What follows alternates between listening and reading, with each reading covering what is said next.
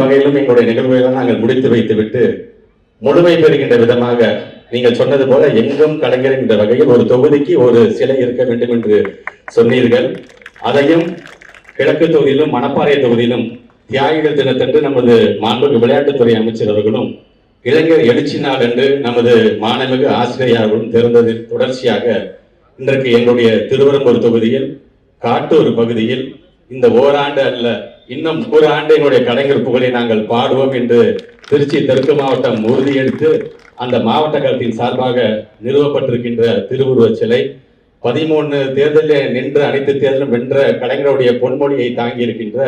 13 வகையான பொன்மொழிகளை தாங்கி இருக்கின்ற இரும்பு சுற்றுச்சுவரை திறந்து வைக்கின்ற நிகழ்வு என்று இந்த நிகழ்வை எனது அரசியல் ஆசான் மாண்புமிகு தமிழ்நாட்டுடைய முதலமைச்சர் கழக தலைவர் உங்களுடைய திருக்கரங்களால் நீங்கள் தொடங்கி வைக்க வேண்டும் என்று